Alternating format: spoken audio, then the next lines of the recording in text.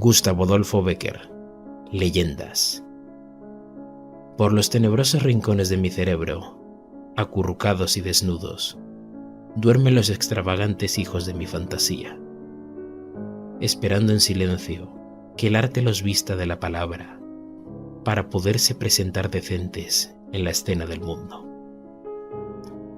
Fecunda como el lecho de amor de la miseria, y parecida a esos padres que engendran más hijos de los que pueden alimentar, mi musa concibe y pare en el misterioso santuario de la cabeza, poblándola de creaciones sin número, a las cuales ni mi actividad ni todos los años que me restan de vida serían suficientes a dar forma. Y aquí dentro, desnudos y deformes, revueltos y barajados en indescriptible confusión, los siento a veces agitarse y vivir con una vida oscura y extraña, semejante a la de esas miríadas de gérmenes que hierven y se estremecen en una eterna incubación dentro de las entrañas de la tierra, sin encontrar fuerzas bastantes para salir a la superficie y convertirse al beso del sol en flores y frutos. Conmigo van, destinados a morir conmigo, sin que de ellos quede otro rastro que el que deja un sueño de la medianoche, que a la mañana no puede recordarse. En algunas ocasiones, y ante esta idea terrible, se subleva en ellos el instinto de la vida, y agitándose en formidable, aunque silencioso tumulto, buscan en tropel por donde salir a la luz de entre las tinieblas en que viven.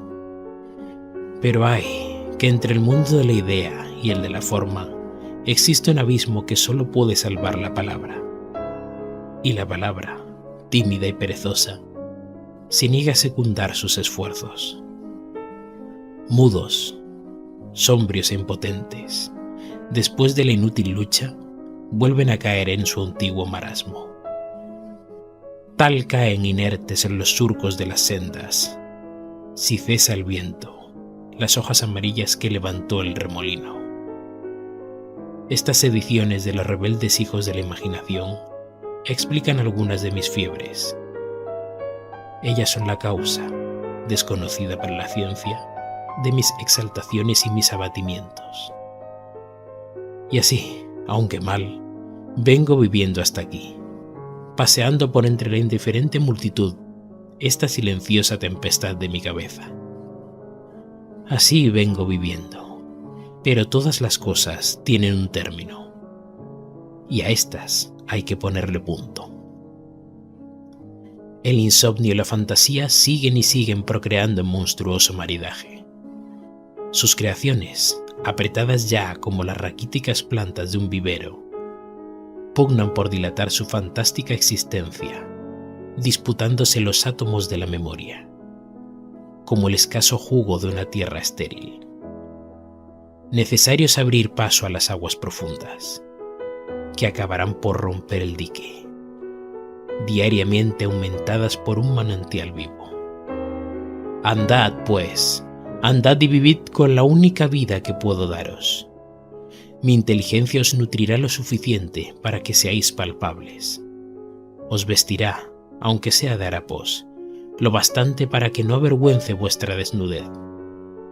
Yo quisiera forjar para cada uno de vosotros una maravillosa estrofa tejida de frases exquisitas, en la que os pudierais envolver con orgullo, como en un manto de púrpura. Yo quisiera poder cincelar la forma que ha de conteneros, como se cincela el vaso de oro que ha de guardar un preciado perfume. Mas es imposible. No obstante, necesito descansar. Necesito, del mismo modo que se sangra el cuerpo por cuyas hinchadas venas se precipita la sangre con pletórico empuje, desahogar el cerebro, insuficiente a contener tantos absurdos. Quedad, pues, consignados aquí, como la estela nebulosa que señala el paso de un desconocido cometa, como los átomos dispersos de un mundo en embrión que aventa por el aire la muerte, antes que su creador haya podido pronunciar el flat lux que separa la claridad de las sombras. No quiero que en mis noches sin sueño volváis a pasar por delante de mis ojos en extravagante procesión, pidiéndome con gestos y contorsiones que os saque a la vida de la realidad del limbo en el que vivís, semejantes a fantasmas sin consistencia. No quiero que al romperse este arpa vieja y cascada ya, se pierdan, a la vez que el instrumento, las ignoradas notas que contenía. Deseo ocuparme un poco del mundo que me rodea, pudiendo, una vez vacío, apartar los ojos de este otro mundo que llevo dentro de la cabeza. El sentido común, que es la barrera de los sueños, comienza a flaquear, y las gentes de diversos campos se mezclan y confunden. Me cuesta trabajo saber qué cosas he soñado y cuáles me han sucedido. Mis afectos se reparten entre fantasmas de la imaginación y personajes reales. Mi memoria clasifica, revueltos, nombres y fechas de mujeres y días que han muerto o han pasado, con los días y mujeres que no han existido sino en mi mente. Preciso es acabar arrojándoos de la cabeza de una vez para siempre. Si morir es dormir, quiero dormir en paz en la noche de la muerte, sin que vengáis a ser mi pesadilla, maldiciéndome por haberos condenado a la nada antes de haber nacido.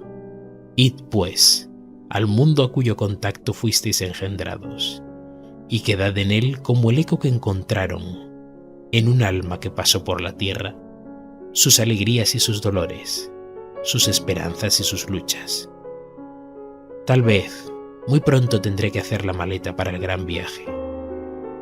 De una hora a otra puede desligarse el espíritu de la materia para remontarse a regiones más puras.